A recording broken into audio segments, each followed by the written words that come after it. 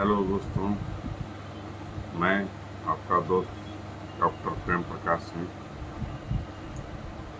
आज हम लोग डेंगू की बात करेंगे। अभी जो मौसम बरसात से बदलकर जाड़े का मौसम आ रहा है, तो इस मौसम में हर जगह मच्छर वगैरह बहुत ज़्यादा बढ़ जाते हैं और उन मच्छरों के काटने से डेंगू फैलता है। तो इसके वजह से हम लोग यहाँ देखते हैं कि बहुत बार नगर निगम की ओर से मच्छरों के मारने की दवा छिड़की जाती है, डिफॉगिंग किया जाता है और मच्छर इसके बाद जो जंगल झाड़ में रहते हैं, नाली वगैरह में रहते हैं, वो सब तो मर जाते हैं।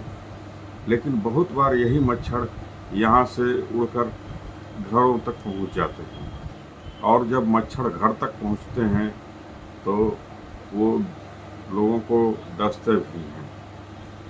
तो मच्छरों के काटने से जो है बहुत बार डेंगू भी फैलता है। डेंगू ऐसी बीमारी है जिसमें फीवर के साथ में बहुत ज़्यादा शरीर में पेन होता है।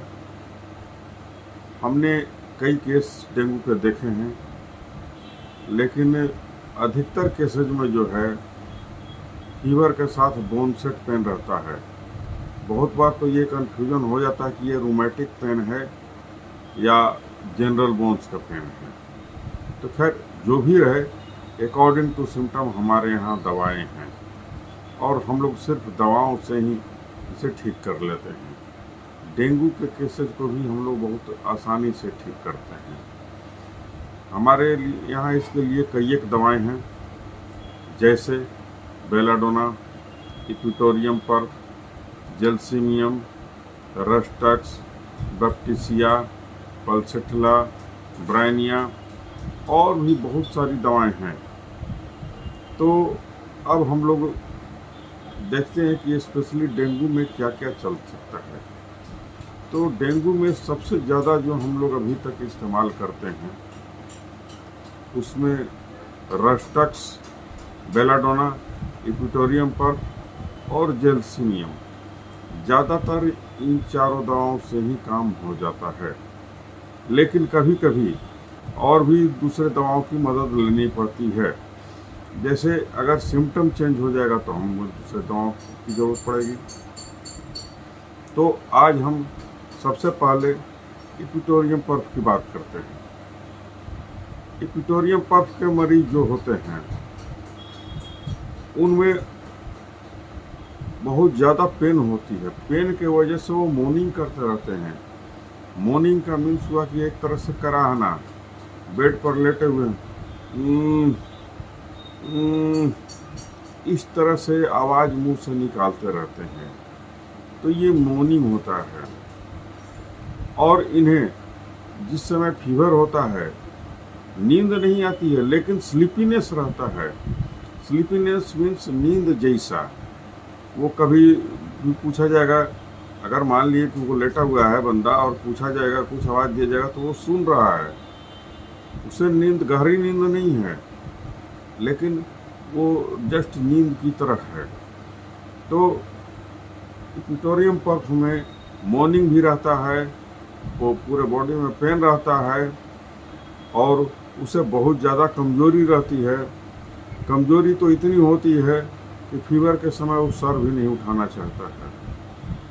बोन सेट पेन होता है और खाने के गंध या देखने से, खाना को देखने से उसे मतली आती है, लेकिन उसकी इच्छा होती है कि कुछ ठंडा चीज़, आइसक्रीम वगैरह खाया जाए तो उसे अच्छा लगेगा।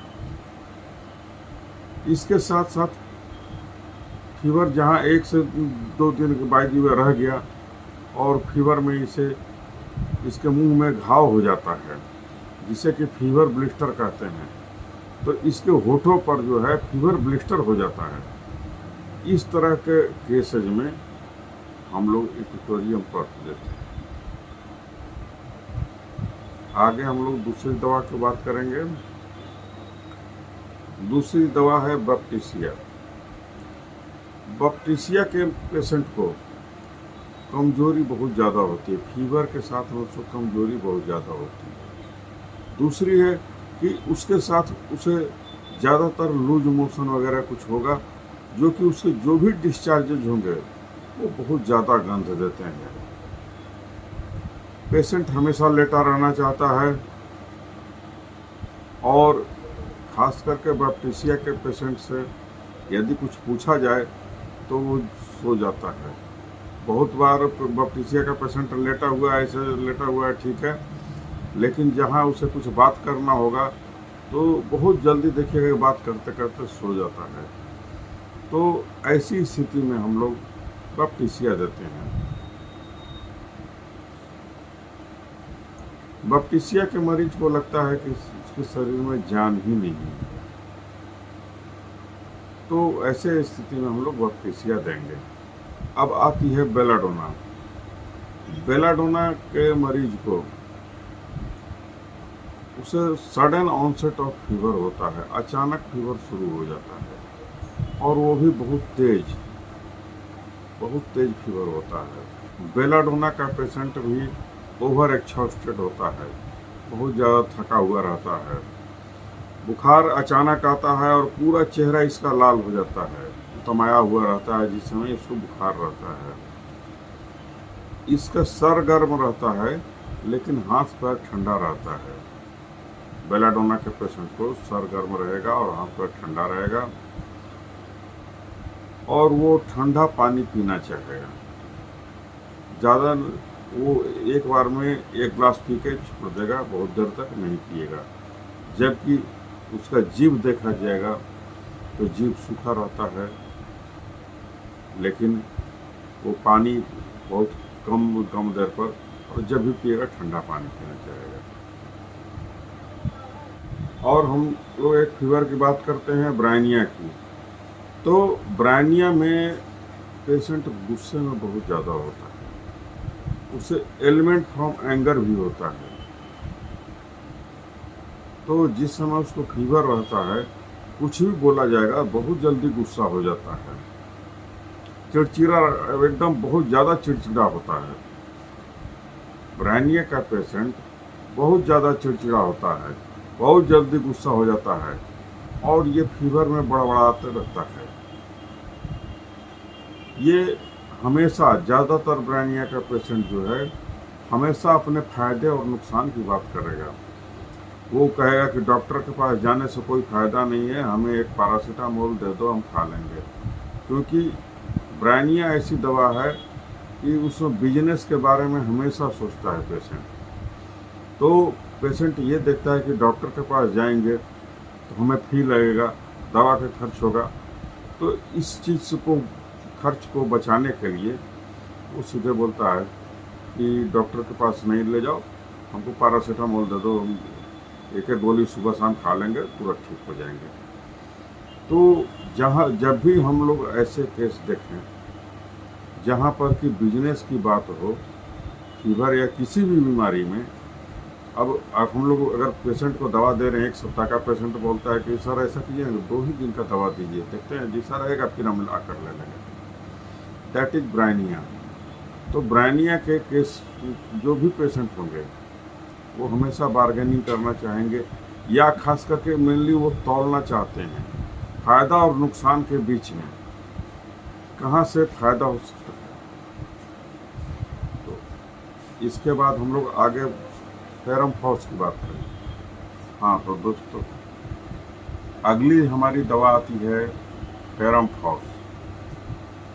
फेरम फॉस के जो पेशेंट होते हैं उन्हें एलिमेंट फ्रॉम चेक्ड पर्सपिरेशन